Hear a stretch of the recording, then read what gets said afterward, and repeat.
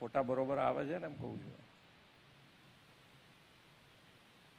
66માં ગુજરાત ગૌરવ દિવસ નિમિત્તે આયોજિત આજના સાંસ્કૃતિક કાર્યક્રમમાં આપણી સૌની સાથે મંચ ઉપર ઉપસ્થિત માન્ય રાજ્યપાલ શ્રી આચાર્ય દેવવ્રતજી, કેન્દ્રીય મંત્રી CR પાટીલજી, મારા સાથી નાયબ મુખ્યમંત્રી શ્રી હર્ષભાઈ સંઘવી, મારા સાથી મંત્રી શ્રી કનુભાઈ દેસાઈ, શ્રી જીતુભાઈ વાઘાણી, શ્રી કુંવરજીભાઈ બાવળિયા, શ્રી અર્જુનભાઈ મોઢવાડિયા, શ્રી પ્રફુલભાઈ પાનસેરિયા, ગુજરાત વિધાનસભાના ઉપાધ્યક્ષ શ્રી પૂર્ણેશભાઈ મોદી, સાંસદ શ્રી મુકેશભાઈ દલાલ, મારા સૌ સાથી ધારાસભ્યશ્રીઓ, સૌ અધિકારીગણ, આમંત્રિત સર્વે મહાનુભાવો, પ્રેસ મીડિયાના મિત્રો, સૌને મારા નમસ્કાર.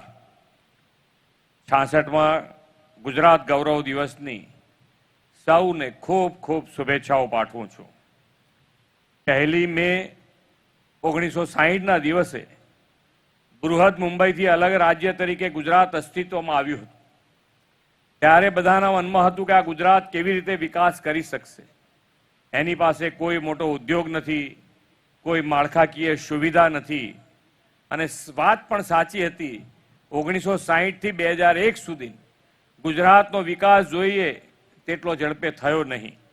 આદરણીય શ્રી નરેન્દ્રભાઈ મોદી 2001માં શાસન દાયિત્વ સંભાળ્યું અને વિકાસની ગાડી પાટે ચડી.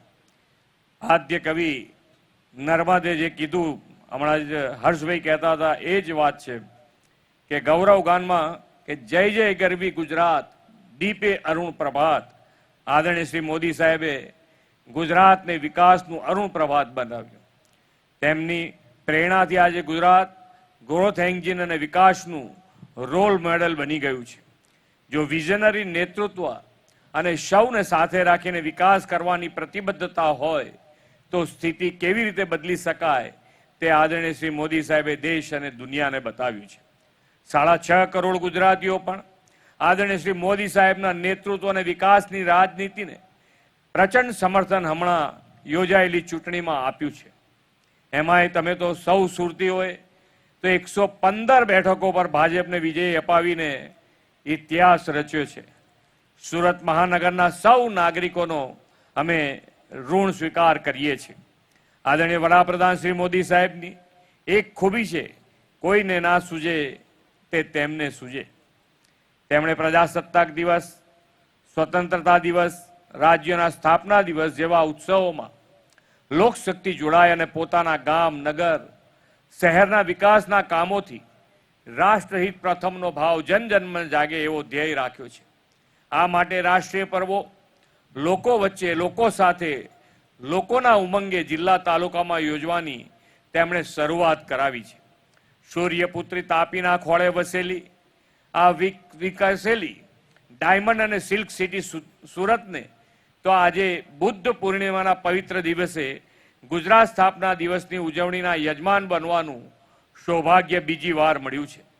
આ 66મો ગુજરાત ગૌરવ દિવસ સુરત માટે ડબલ બોનાન્ઝા છે. સુરતને તેને વિવિધ ક્ષેત્રે ગૌરવ અપાવનાર લોકોનું સન્માન અને ગુજરાત ગરિમા એવોર્ડ પણ અર્પણ કર્યા છે. આજે જેને જેને એવોર્ડ મળ્યા છે એ બધાને પણ ખૂબ ખૂબ અભિનંદન સાથે શુભેચ્છાઓ પાઠવું છું. આજે સવારે દક્ષિણ ગુજરાતની વાઇબ્રન્ટ રિજિયનલ કોન્ફરન્સની પણ અહીં શરૂઆત થઈ છે. આ VGRC સમગ્ર દક્ષિણ ગુજરાતના ઉદ્યોગ, વેપાર, હસ્તકલા, કારીગરી, ટ્રાઇબલ આર્ટ એન્ડ કલ્ચરને ગ્લોબલ પ્લેટફોર્મ આપનારી બનશે. શ્રી મોદી સાહેબે સુરતમાં 45માં ગુજરાત ગૌરવ દિવસે કહ્યું હતું કે સુરત જિલ્લો અને આ વિસ્તારમાં જો સોશિયલ ઇકોનોમી ડેવલપમેન્ટનો અભિગમ અપનાવીએ તો આખા પ્રદેશની કાયાપલટ થઈ જશે.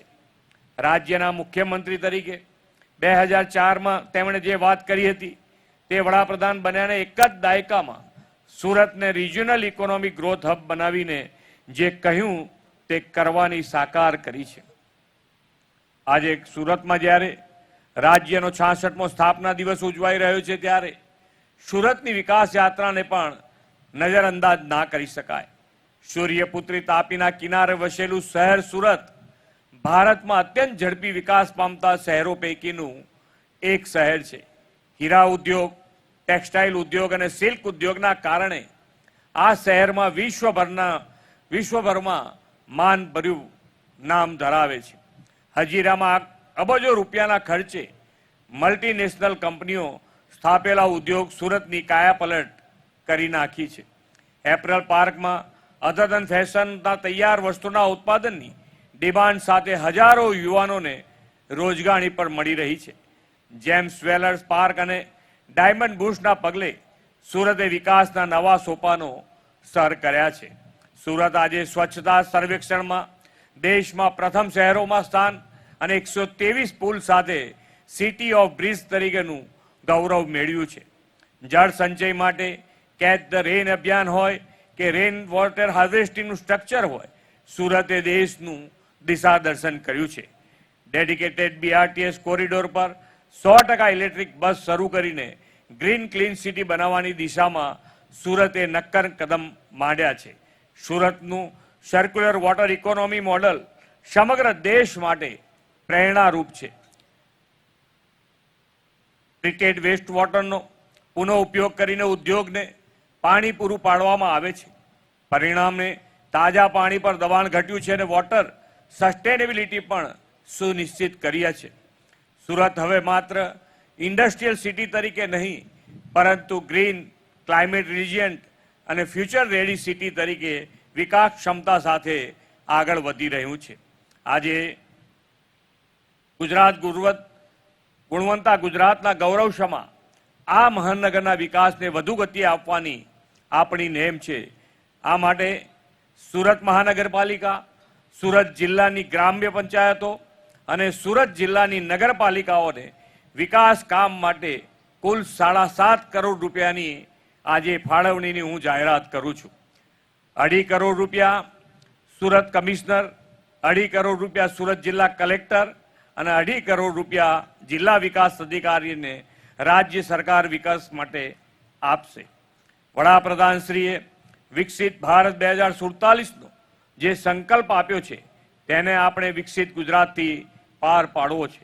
વિકસિત ગુજરાત માટે આ મહાનગર વિકસિત સુરત બનીને અગ્રેસર રહેશે તેવા વિશ્વાસ સાથે વિરમું છું. ભારત માતા કી જય. વંદે માતરમ. જય જય ગરવી ગુજરાત. ખૂબ ખૂબ આભાર માનનીય મુખ્યમંત્રી શ્રી, આપના પ્રેરણાદાયી વિચારો માટે.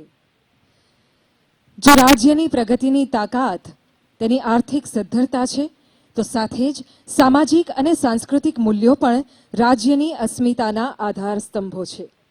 हम सौभाग्यशाली हैं कि माननीय राज्यपाल जी के रूप में गुजरात में हमें एक ऐसी ज्ञानी विभूति का मार्गदर्शन प्राप्त हो रहा है जिनकी वाणी, विचार, व्यवहार तथा परिधान सनातन संस्कृति के प्रति हमें जागृत करता है. गौ माता, धरती माता तथा भारत माता की सेवा में समर्पित ऐसे परम सम्माननीय राज्यपाल श्रीमान आचार्य देवव्रत जी को आइए आदर के साथ आमंत्रित करते हैं अपने मार्गदर्शन के लिए. ओम. गुजरात गौरव दिवस के राज्य स्तरीय इस कार्यक्रम में उपस्थित गुजरात प्रदेश के लोकप्रिय मुख्यमंत्री आदरणीय श्री भूपेंद्र भाई पटेल जी, केंद्रीय जल शक्ति मंत्री आदरणीय श्री CR पाटिल जी, उप मुख्यमंत्री मान्य श्री हर्ष संघवी जी और मंच पर उपस्थित सभी कैबिनेट मंत्री,